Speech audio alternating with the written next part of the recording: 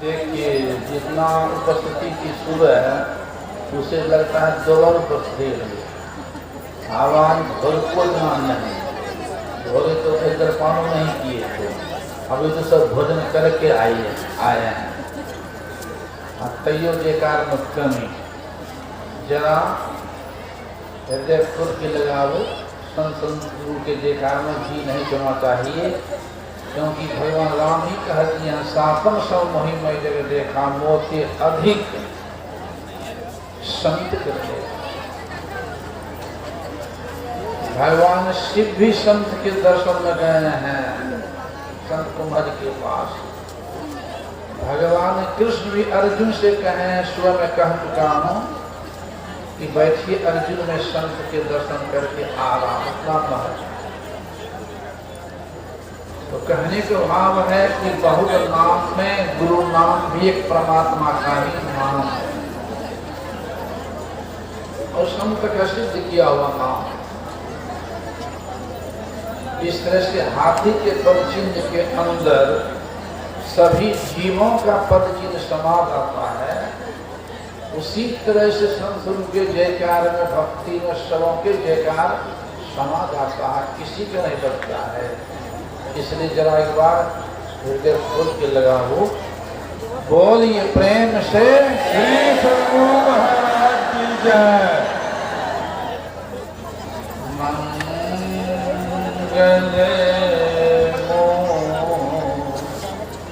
मूर्ति सद्गुरु मिलवे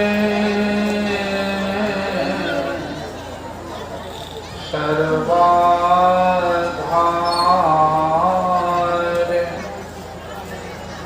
मंगलमय मंगल करुणा बिनवो बारंबार।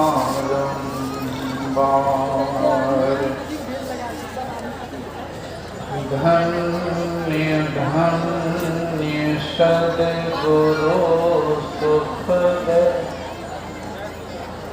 महिमा कहीं न जा,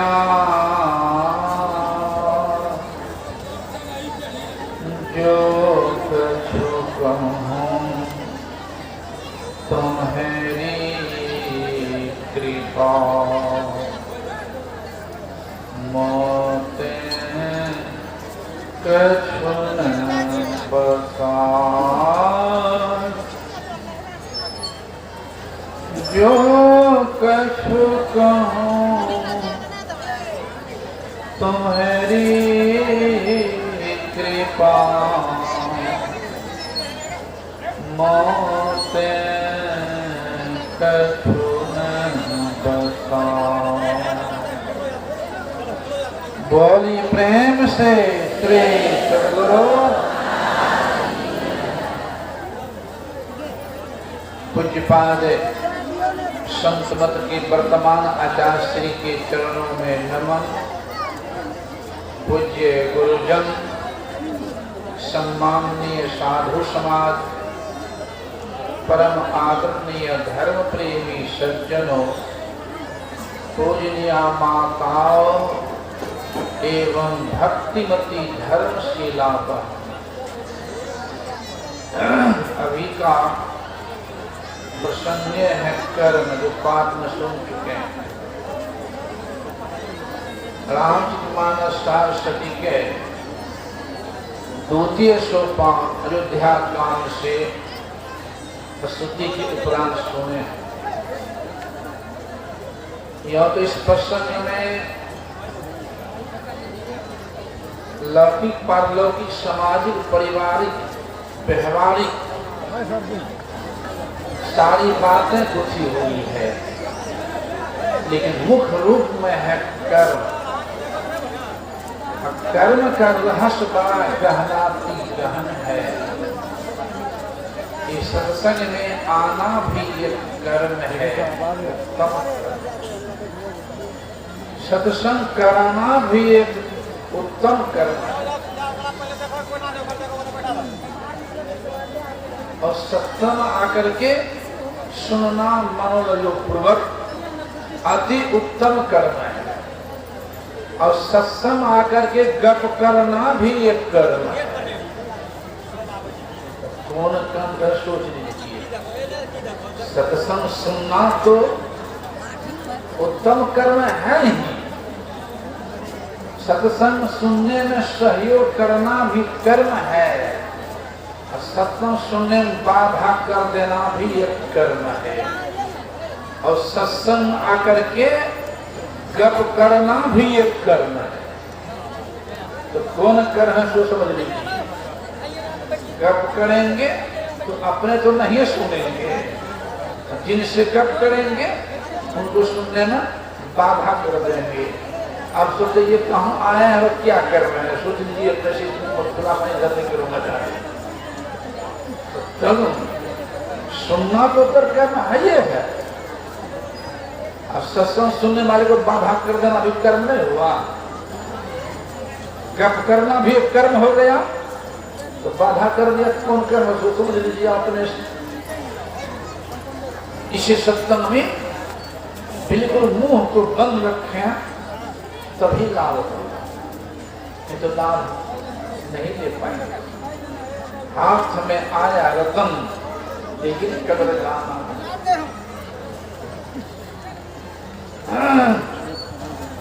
कर्म का रहस्य बड़ा गहन है। दूध पीना भी एक कर्म है, और शराब पीना भी एक कर्म है। आम खाना भी एक कर्म है, और अंडा खाना भी एक कर्म है। खीर खाना भी कर्म है, और मांस खाना भी कर्म है। जीव रक्षा करना भी कर्म है, और जीव हत्या करना भी कर्म है। दान देना भी एक कर्म है, और कोकीमारी करना कर्म नहीं है। दान देना भी एक कर्म है, और कोकीमारी करना भी एक कर्म है। तो सोच लीजिए अंतर होगा कि नहीं। वाह, कल लेकर सिखा चुका हूँ सुबह जरा संबंध हो गया तुम्हारा भगा दिए सेवा। सुबह मैं कह चुका हूँ गुरु महा का चरण में टहला रहा था, मन भाग गया, स्वीकार हुआ गुरुदेव को, उठा भगा दिए, नहीं जाओ पहले खाइए जाओ। मेरे कहने भाई में दूसरा है। गुरुदेव कहे सत्संग मेरी सांस है। गुरुदेव के सत्संग मेरी सांस है, सांस को बंद करेंगे तो बचेंगे कि मरेंगे? मरेंगे ना। तो गुरुदेव सत्संग मेरी सांस है, दूर से हाथ जोड़ लेंगे गुरुदेव को, सत्संग सुनने वाले को बाधा नहीं होगी, वह प्रणाम स्वीकार हो जाएगा।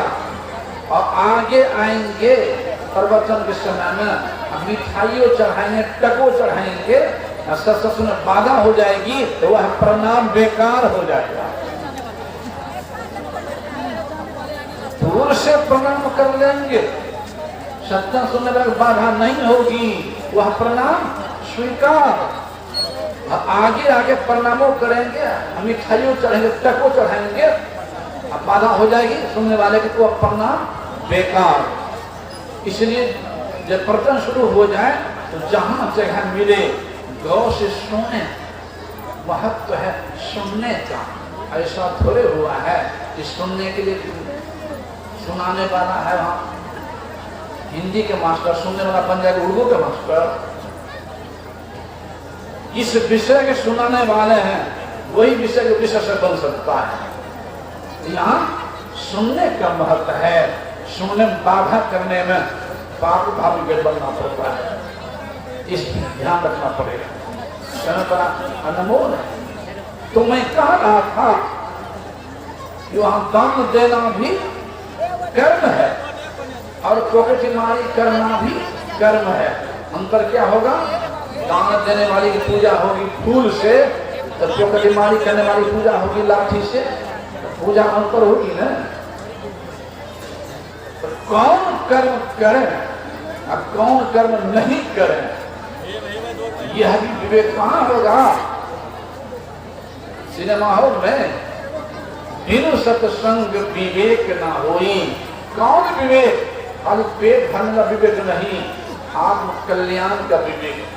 गुरुदेव हमारे सत्संग सुधा सागर हमें लिख दिए हैं, 3 लाइन बड़ा सुंदर, शब्द सुंदर है पूरा उनका उपदेश। 3 लाइन जो है ना, उसमें एक लाइन है, एक चिड़िया भी अपने बच्चे के लिए घोंसला बनाती है, अर्थात तोता। बात सही है कि नहीं? चिड़िया बनाती है तोता।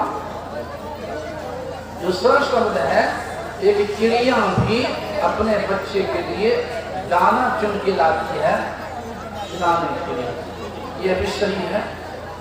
तीसरा शब्द है, एक चिड़िया भी अपने बच्चे को प्यार करती है। और आगे गुरुदेव खुलासा किए हैं कि हम मानव क्या करते हैं, एक महला बनावे की 10 महला, वो बच्चे के लिए खुद न बनाना हुआ, घोंसले में और क्या हुआ, 5 किलो दाना को भीख मांग करके भी ला रहा है, अब 50 किलो दाना कोई मजदूरी करके भी ला रहा है, सैकड़ों मन दाना कोई खेती करके भी ला रहा है, तो कोई दुकानदारी करके भी ला रहा है, तो कोई मस्टरी करके भी ला रहा है, कोई प्रोफेसरी करके भी ला रहा है, कोई वकालत करके भी ला रहा है, कोई डॉक्टरी करके भी ला रहा है, तो कोई डकैती चोरी बेईमानी करके भी ला रहा है। तो जाने में चुनना हुआ बच्चे के लिए, और क्या हुआ, और बच्चे को प्यार करते हैं। इतना काम तो पशु भी कर रहा है, चिड़िया बिल्ली कुत्ती सुगर भी, और ऐसे प्रभावित पा करके भी अगर वही 3 काम में लगे रह गए तो दूसरे खाने का आवश्यकता नहीं है। स्वयं अपने छाती का हाथ धर के देख लें कि हम क्या कर रहे हैं, तो क्या कर रहे हैं और क्या करना चाहिए, यह भी ज्ञान कहाँ होगा? जब कछु काल करिए सत्संगा तब ही हो मोह भ्रमभांगा। इसलिए भगवान राम ने कहा श्री मैया से, सावधान, जैसे बच्चा से मास्टर लोग कहते हैं, बच्चा सावधान होकर पढ़ो, सावधान होकर बैठो। 2 ही आदमी थे, शबरी और लक्ष्मण, अब तब भगवान कह रहे हैं सावधान सुनो धर्म मान।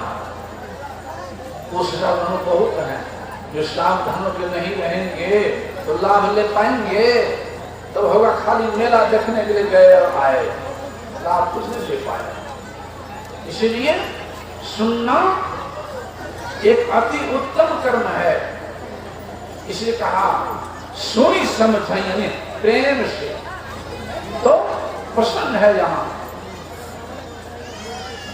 और यह कर्म मानव शरीर से होता, अवसर से नहीं।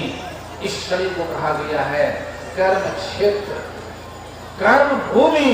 गोस्वामी जी ने कहा तुलसी यह तन खेत है, इस शरीर को खेत बता दिया। तुलसी यह तन खेत है। किसान कौन है? तो मन वच कर्म किसान। अब बीज क्या है? तो पाप पुण्य 2 बीज है। अब बोए से लोग नीला, तो बोएंगे खेसारी तो मिलेगा धान, जो बोएंगे वही मिलेगा। बीज क्या? पाप और पुण्य, यही 2 बीज है। जमीन आपकी, आप स्वतंत्र हैं। केला लगावे के आम, कटहर लगावे की लीची, कोई रोकेगा? उसी तरह से ये शरीर खेत है, अब मन किसान है, तो क्या बो रहे हैं और क्या बोना चाहिए, किसका फल मुझे बढ़िया लगता है, वो करेंगे तब न। क्रोशिया लगाया आम, आप लगाए हैं पेड़, खट्टा पेड़, दूसरा के आम देख के ललच हैं कि मुड़ खट्टे हैं, हम भी लगावे आम तब खाएंगे मीठा पेड़। उसी तरह से हम समझें, अगर बैर का घास रोप रहे हैं तो हम उखाड़ के फेंके खट्टा बोल को और आम करना चले आ रहे। खट्टा बैठ किया है, अगर अपराध हो रहा है तो ये खट्टा बैठ रहा है। इसलिए कर्म को सुधार। अभी एक बात सुन रही थी निर्मल भाषा कि माता पिता को ध्यान देना चाहिए। उन्होंने पर को ना ये सब था। आजकल भूलते जा रहे हैं माता पिता को लोग। तो हम मतलब सेवा नहीं करें, हमारा सेवा होगा, हमारी सेवा होगी नहीं होगी, नहीं होगी। इसलिए चाहते हैं कि हमारा बेटा सेवा करे, हम अपने माता पिता सेवा करें। चाहते हैं कि पुत्र सेवा करे, हम अपने सास सेवा करें। कौन नहीं चाहता है? सभी चाहते हैं कि हमारा बेटा श्रवण कुमार बने। श्रवण कुमार माता पिता कंधा पर ले जाते तीर्थ कराने के लिए। तो सब चाहेंगे हमारा बेटा श्रवण कुमार बने। तो ये चाहने वाले कई वो हैं कि हमारा पति भी श्रवण कुमार बने।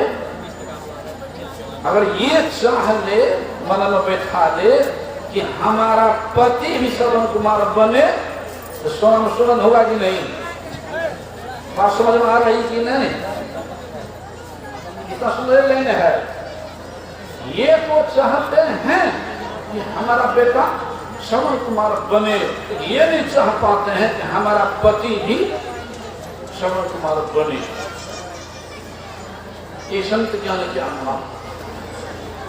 एक आजकल सुनते हैं तो सुनने के मिला है कि बड़े बड़े शहर में वृद्धाश्रम बना दिया गया है कि बूढ़ा बूढ़ी को पहुंचा रहता है वृद्धाश्रम। ऐसा भी सुनने के मिला है। ये बूढ़ा बूढ़ी को तो माता पिता रखने का अधिकार है, बेटे को तो होके ना पास हो। एक लड़की ने फेसबुक पर दी थी कि अगर बेटियों को अधिकार दे दिया जाए माता पिता अपने पास रखने के लिए, तो पूरे भारत में वृद्धाश्रम बनाना नहीं पड़ेगा। अगर बेटी को अधिकार दे माता पिता रखने के लिए। एक लड़के को उत्तर दिया था बड़ा बढ़िया। एक लड़का ने उत्तर दिया था कि अगर वही लड़कियां शादी के बाद अपने सास ससुर को माता पिता मान लें तो पूरे विश्व में वृद्धाश्रम नहीं बनाना पड़ेगा। इतना सुंदर उत्तर दिया।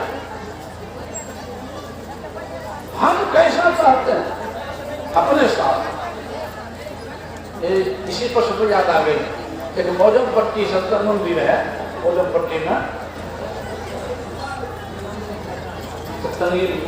मंत्री से नाम श्रावण सागर मंदिर बनाती हैं, अपन बनाई होती हैं।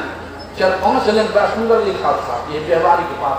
पहला लाइन में यही दिया हुआ था, लिखा सब पहला लाइन में कि जिन्हें से मतलब है माँ, जिन्हें 5 बेटा पालने में भारी नहीं लगा था, वह माँ आज ध्यान जन का भाव, वह माँ बेटों के 5 घरों में भारी लग रही है। जिन्हें 5 बेटा पालने में भारी नहीं लगा था, वह माँ आज बेटों के 5 घरों में भारी लग रही है। मैं जो समझता हूँ ये माँ का पिता 10 बच्चे को पाल लेते हैं बढ़िया से, गरीबी जीवन में किसी तरह से, लेकिन 10 बच्चे मिलकर के भी अमीरी जीवन में भी एक माता पिता को सही ढंग से नहीं पाल पाते हैं। ये अध्यात्म ज्ञान के अभाव में वहां 5 ही लिखा था। जिन्हें 5 बेटा पालने भारी नहीं लगा था, वह माँ बेटों के 5 घरों भारी लग रहे। दूसरा दिन था कि माँ तब रोती थी जब बेटा नहीं खाता था रोटी। कितना प्रेम माँ के पुत्र के प्रति। माँ तब रोती थी जब बेटा नहीं खाता था रोटी, और आज भी उस माँ रोती है जब बेटा नहीं खिलाता है रोटी। और तीसरा दिन में था कि माँ के गोद में माथा धर के सो गया बेटा। अब माँ से बेटा बड़ा हो गया था, माँ से पूछता है कि माँ एक कब तक सोने देगी गोद में? तो माँ कहती जब तक कंधा पर मुझे उठा नहीं ले, यानी जब तक श्मशान पहुंचा नहीं दे। यानी माँ का गोद पुत्र के लिए सदा के लिए है। इसमें समझता कि पुत्र को पुत्र निकल जाता है लेकिन माता की माता नहीं हो पाती है। फिर आगे 5वां लाइन में था कि मंदिर में जाकर के चुनरी चढ़ाता है कपड़ा मंदिर में माँ को, मंदिर की माँ को, और घर में अपनी माँ को चुनरी नहीं देता है कपड़ा नहीं। एक मंदिर की माँ ये सेवा स्वीकार नहीं करेगी, पहले अपने घर में अपनी माँ को चुनरी दो तो मंदिर की माँ सेवा स्वीकार करेगी, नहीं तुम्हारी सेवा बेकार हो जाएगा। और अंतिम लाइन में था, बड़ा कड़ी बात है लेकिन है सच, सबों को लागू। अंतिम लाइन में था कि पत्नी पसंद से मिलती है, माँ गुण से मिलती है। पत्नी पसंद से मिलती है और माँ गुण से मिलती है। तो पसंद से मिलने वाले के लिए गुण से मिलने वाले को ठुकराओ नहीं, अर्थात माता पिता की सेवा करो। और एक लेन मैं जोड़ता हूँ आराध्य के ज्ञान को। एक लेन वह कौन सा लेन है? केवल जैसा हम चाहते हैं अपने लिए वैसा व्यवहार करें दूसरे के साथ।